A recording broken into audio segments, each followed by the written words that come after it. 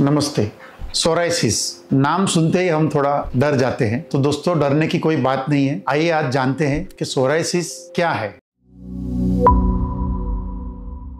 दोस्तों टेक्निकली हम उसे क्रॉनिक इन्फ्लेमेटरी स्किन डिसीज कहते हैं, बट मैं उसे डिसीज नहीं कहूंगा, एक लंबा चलने वाला स्किन का प्रॉब्लम। जैसे कि हम माइक्रोस्कोप के नीचे हम अगर स्किन को देखते हैं तो स्किन में बाह्य त्वचा यानी एपिडर्मिस, उसके नीचे की पार्ट को हम अंतर त्वचा बोलते हैं या डर्मिस कहते हैं, और उसके नीचे सबक्यूटेनियस फैट। तो डर्मिस में ब्लड वेसल्स है और एपिडर्मिस में बेजल लेयर होती है और वहां उसके ऊपर कोश रहते हैं। तो ये जो नीचे का कोश है वो डिवाइड होते होते होते ऊपर जाके एक 4-5 लेयर से अपनी एपिडर्मिस बनी है, और टॉप में आके वो धीरे एक अपने को न दिखने वाला चूरा चूरा बन के वो स्किन चली जाती है और नई स्किन आती है। तो ये प्रोसेस जो है नॉर्मली 28 से 30 दिन चलता है। अभी होता ये है कि ये 30 दिन में होने वाला जो काम है वो सोराइसिस में अचानक कुछ घंटों में या कुछ दिनों में होता है। तो 4 से 5 दिन में पूरी प्रोसेस खत्म हो जाए। अभी आप सोचिए कोई कारखाने में कोई प्रोडक्शन चल रहा है और प्रोडक्शन बहुत रात शिफ्ट, मिडल शिफ्ट होने लगा और वो बेचने की स्पीड तो जुनी है, तो स्टोर रूम उनका भर जाएगा। बस उसी तरह यहाँ पे वो जो एक्स्ट्रा सेल्स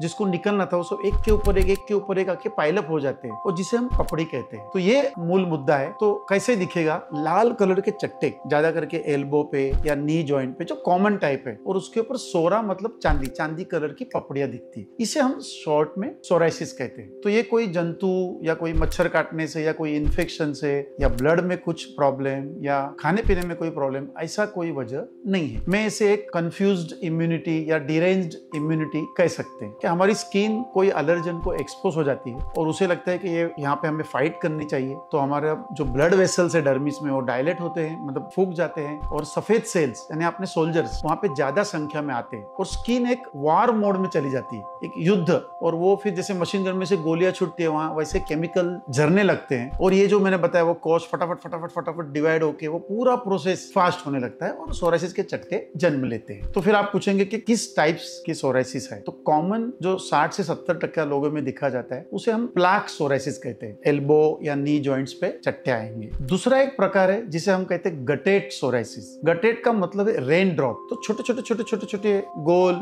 1 सेंटीमीटर 2 सेंटीमीटर कैसे बहुत सारे चट्टे एकदम आ जाते हैं। हमने ये पाया है कि कुछ इन्फेक्शन के बाद ये जनरली होता है। और एक प्रकार है स्काल्प सोराइसिस। सर के ऊपर लाल और चांदी कलर के खपलियां होती है, जिसको प्लाक सोराइसिस है, उसको साथ में स्काल्प सोराइसिस भी हो सकता है। कभी कभी सोराइसिस में पस के दाने आ जाते हैं, तो इसे थोड़ा सा हम सीरियस प्रकार कहते हैं पस्चुलर सोराइसिस। तो आपको फिर स्पेशलिस्ट के पास जाके ट्रीटमेंट लेना चाहिए। सोराइसिस नाखून को भी असर करता है, तो नाखून का भी सोराइसिस होता है, यानी जो नेल प्लेट है वो जाड़ी हो जाएगी, या नेल प्लेट नीचे जो अपना बेड है उसको छोड़ देगी और ऊपर होके नेल जैसे डिस्ट्रॉय हो जाता है, ओनिकोलाइसिस हम बोलते हैं। तो या कभी कभी जस्ट नेल के ऊपर डॉट्स आ जाते हैं जिसे हम पिटिंग कहते हैं। तो ये हो गया नेल सोराइसिस। और एक पार्ट है कि जिसमें सर से लेके पांव तक पूरी स्किन अफेक्ट हो जाएगी और लार्ज भारी मात्रा में स्केल्स गिरते हैं। जैसे घर में वो पेशेंट है तो रिलेटिव को झाड़ू लगाना पड़ता है। ये एक सीरियस प्रकार है जिसे हम एरिथ्रोडर्मिक सोराइसिस कहते हैं। और एक प्रकार सोराइसिस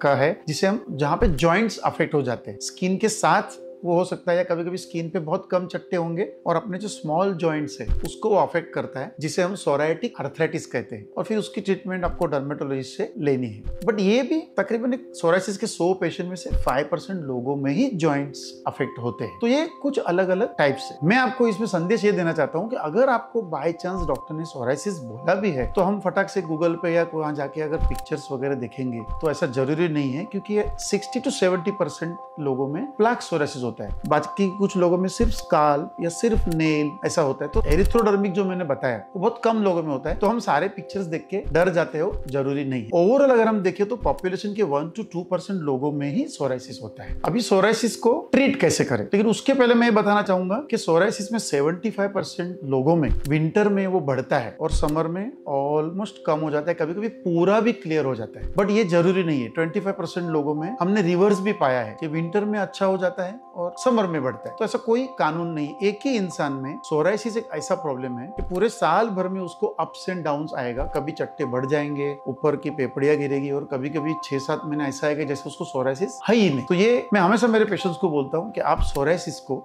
डायबिटीज के साथ कंपेयर करिए। डायबिटीज एक मल्टी सिस्टम डिसीज है। स्किन के ऊपर दिखेगा नहीं, मैं एकदम अच्छा दिख रहा हूँ, हट्टा कट्टा दिख रहा हूँ, लेकिन अंदर आप जानते हैं कि वो सारे पार्ट्स को अफेक्ट करता है ना। डायबिटीज वाले को रेटिनोपैथी होगा तो आंख जाएगी, वो लिवर को अफेक्ट करेगा, किडनी को अफेक्ट करेगा, हार्ट को अफेक्ट करेगा। सोराइसिस दोस्तों इससे एग्जैक्टली अपोजिट है। सिर्फ स्किन के ऊपर चट्टे हैं, अंदर कुछ भी नहीं है। तो मैं तो कहता हूँ कि आपको भगवान ने चुना है, कि आपको सोराइसिस मिला है। You can be an example to the society, so be happy और you have to live with it. इसमें अगर आपको कोई फॉल्स प्रॉमिस करेगा कि मैं आपको ये देता हूँ, ये इंजेक्शन देता हूँ और क्योर हो जाएगा, तो प्लीज ऐसे कुछ अल्टरनेटिव थेरेपी में जाके फंसिए मत या ज्यादा पे मत करे। कभी कभी हमने प्रैक्टिस में देखा है कि बहुत सारे साइड इफेक्ट लेके पेशेंट्स आते हैं। So don't get carried away by कुछ एडवर्टाइज बहुत होती है। जो बीमारी लंबी चलती है उसके लिए आपको क्योर प्रॉमिस करने वाले एड्स भी मिलेंगे। सो बेटर आप IIDL सर्टिफाइड डर्मेटोलॉजिस्ट को कंसल्ट करें, और वो भी आपको बार बार जाने की जरूरत नहीं पड़ेगी। क्योंकि now I am coming to the treatment part. तो अगर आपको छोटे चट्टे हैं, लिमिटेड चट्टे हैं, तो आपको कुछ ज्यादा दवाई लेने की भी जरूरत नहीं है। आपको क्रीम्स